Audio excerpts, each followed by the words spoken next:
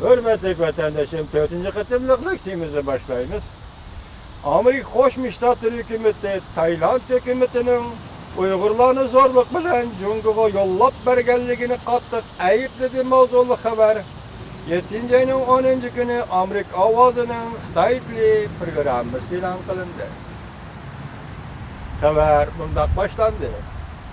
Amerika Qo'shma Shtatlar Davlat Mahkamasi 7 ayning 9 kuni yozma bayonot e'lon qilib, Tayland davlat hükümetinin 100 neferden ortiq Uyg'urni zo'rlik bilan Jungoga o'tkazib berganligini aybladi.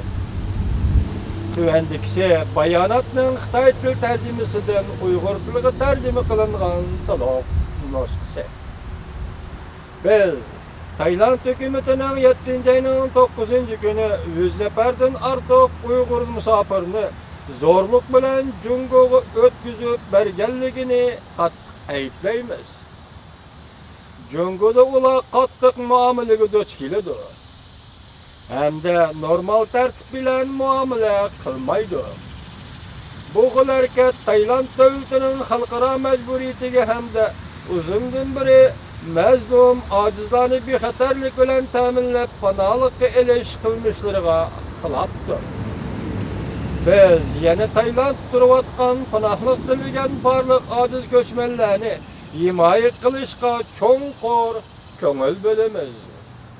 Biz Tayland hukumatiga va boshqa Uyg'urlar panohlik tilagan davlatlar hukumatlariga texnik ko'p zo'rlik ishlatib Uyg'urlarni Jungoga o'tkazib bermasligiga haydakchilik qilamiz.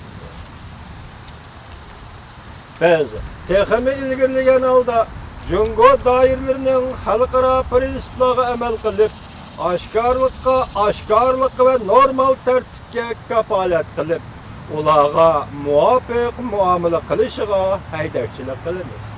Ya'ni aeroplanda elib ketgan Uyg'ur musofirlarga muvofiq muomala qilishiga haydakchilik qilamiz. Biz barliq aloqador taraflarga kishilik huquqni hurmat qilish, xalqaro qonun belgilamalarini ijro qilish majburiyatining mo'yinligini ta'kidlaymiz. Biz Tayland davlati doiralarining barliq qatlamlarda Tayland davlatining tan jazosi berishga qarshi turish ahdnomasidagi majburiyatlarga amal qilishiga izchil haydakchilik qilib keldik. Bu ahdnoma har qaysi davlatlardan musofirlarni qo'g'lamaslikni talab qiladi.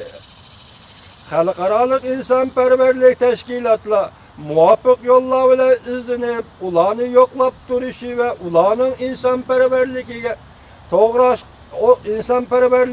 qo'g'dashga qo'ygan talablarini qondirishi lozim. Biz Tayland hukumatining eshib qolgan Uyg'urlarni shularning o'zining xolig'ini bo'yicha tanlab olgan davlatga o'tkazib berishiga haydakchilik qilamiz. Yuqorida vatandoshim, hurmatli vatandoshim, Amerika Qo'shma Shtatlar Davlat Mahkamasining Taylandni Xitoyga o'tkazib berilgan Uyg'urlar to'g'risida e'lon qilgan yozma bayonotini anglatdik. Rahmat Amerika Qo'shma Shtatlari. Rahmat Amerika xalqi.